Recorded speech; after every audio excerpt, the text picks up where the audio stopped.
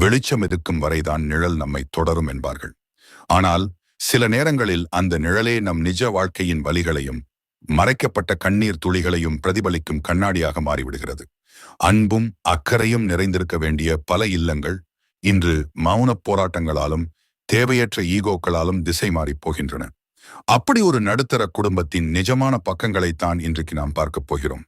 கணவன் மனைவி என்ற அழகான உறவுக்குள் விழும் சிறு விரிசல் எப்படி ஒரு பெரிய பிளவை உருவாக்குகிறது? அந்த பிளவை அன்பால் எப்படி சரி செய்வது? வாருங்கள், இந்த நிஜங்களின் நிழலுக்குள் பயணிப்போம். அழகான வாடகை வீட்டில் வசித்து வருகிறார்கள் மாதவன் மற்றும் சந்தியா. மாதவன் ஒரு தனியார் நிறுவனத்தில் கணக்காளராக பணிபுரிகிறார். சந்தியா திருமணத்திற்கு முன்பு ஒரு பள்ளியில் ஆசிரியையாக இருந்தவர். இப்போது குழந்தைகளுக்காகவும் குடும்பத்திற்காகவும் வேலையை விட்டுவிட்டு இல்லத்தரசியாக இருக்கிறார். அவர்களுக்கு 7 வயதில் ஒரு மகனும் 5 வயதில் ஒரு மகளும் உள்ளனர். மாதவன் காலையில் எழுந்தது முதல் இரவு உறங்கும் வரை இயந்திரம் போலவே ஓடிக்கொண்டிருக்கிறார். அலுவலக நெருக்கடி, பொருளாதார சுமை அவரை ஒருவித எரிச்சலிலேயே வைத்திருக்கிறது. வீட்டிற்கு வந்ததும், நான் உழைத்து சம்பாதிக்கிறேன், நீ வீட்டில்தானே இருக்கிறாய் என்கிற எண்ணம் அவருக்குள் ஆழமாக பதிந்துவிட்டது. சந்தியாவுக்கோ அதிகாலை 5 மணிக்கு தொடங்கி இரவு 12 மணி வரை ஓயாத வேலை.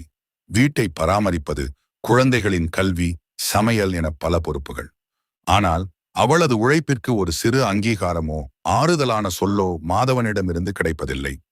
ஒரு நாள் இரவு மாதவன் அலுவலகத்தில் ஒரு பெரிய தவற்றை செய்துவிட்டு மேலாளரிடம் திட்டு வாங்கிவிட்டு திரும்புகிறார். வீட்டில் நுழைந்ததும் குழந்தைகள் விளையாடி பொருட்களை சிதறவிட்டிருப்பதை பார்த்து ஆத்திரப்படுகிறார். நாளெல்லாம் நான் வெளியில் நாயாய் உழைக்கிறேன், நீ இங்கே என்னதான் செய்கிறாய்? ஒரு வீட்டை கூட ஒழுங்காக வைத்திருக்க தெரியாதா என்று கத்துகிறார். பொறுத்து பார்த்த சந்தியா அன்றைக்கு பொங்கி எழுந்தாள். வெளியில் சம்பாதிப்பது மட்டும்தான் வேலையா? 4 சுவற்றுக்குள் நான் செய்யும் வேலைகளுக்கு ஊதியம் கொடுத்தால் உங்களால் ஈடுகட்ட முடியுமா? உங்களுக்கு தேவை மனைவி அல்ல, ஒரு வேலைக்காரி என்று கூறிவிட்டு தன் அறைக்குள் சென்று கதவை தாளிட்டுக் கொண்டாள். அடுத்த 2 நாட்கள் வீட்டில் மயான அமைதி. சந்தியா வழக்கம் போல் கடமைகளை செய்தாலும் மாதவனிடம் பேசுவதை தவிர்த்தாள். மாதவன் உணவகத்தில் சாப்பிட்டுவிட்டு நேரடியாக உறங்கச் சென்றார். அப்போதுதான் மாதவன் ஒரு விஷயத்தை கவனித்தார். சந்தியா பேசாமல் இருந்த அந்த 2 நாட்களில் வீட்டின் ஒழுங்கு குலைந்தது. குழந்தைகளுக்கு காலையில சீருடை எங்கே இருக்கிறது என்று தெரியலை. தண்ணீர் எப்போது வரும், மின்சார கட்டணம் எப்போது கட்ட வேண்டும் என எதுவுமே மாதவனுக்கு தெரியவில்லை. ஒருவேளை உணவு மேசைக்கு வருவதற்கு பின்னால் இருக்கும் அவளது 1000 நுணுக்கமான வேலைகளை அவர் உணரத் தொடங்கினார். அன்று இரவு மாதவன் அமைதியாக சந்தியாவின் அருகில் அமர்ந்தார். மாதவன், சந்தியா, என்னை மன்னித்துவிடு. பணம் ஈட்டுவது மட்டும்தான் பெரிய காரியம் என்று நினைத்து விட்டேன். ஆனால் இந்த வீட்டின் அஸ்திவாரமே நீதான் என்பதை இப்போது உணர்கிறேன். உன் உழைப்பை நான் குறைத்து மதிப்பிட்டது மிகப்பெரிய தவறு. சந்தியாவின் கண்களில் கண்ணீர் வழிந்தது. எனக்கு நீங்கள் தரும் பணம் முக்கியமில்லை மாதவன். இன்று சமையல் நன்றாக இருக்கிறது என்றோ, நீ களைப்பாக இருக்கிறாய், சற்று ஓய்வெடு என்றோ சொல்லும் அந்த அன்புதான் எனக்கு தேவை என்றாள். அங்கீகாரம், குடும்பத்தில் உழைப்பவர், இல்லத்தரசி என்ற பாகுபாடு இன்றி ஒவ்வொருவரின் பங்களிப்பையும் மற்றவர் அங்கீகரிக்க வேண்டும்.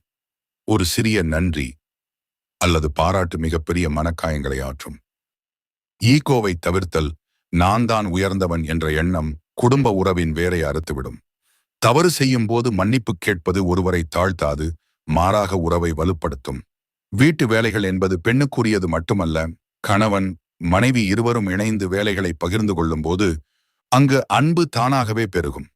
உரையாடல், மனக்கசப்புகள் வரும்போது மௌனமாக இருப்பதை விட அமைதியான முறையில் மனவிட்டு பேசுவதே சிறந்த தீர்வாகும். வாழ்க்கை என்பது ஒரு நிழல் போன்றது. நாம் எதை காட்டுகிறோமோ அதுவே நமக்கு திரும்ப கிடைக்கும். அன்பை விதைத்தால் அந்த நிழல் நம் குடும்பத்தை என்றும் குளிர்ச்சியாக வைத்திருக்கும்.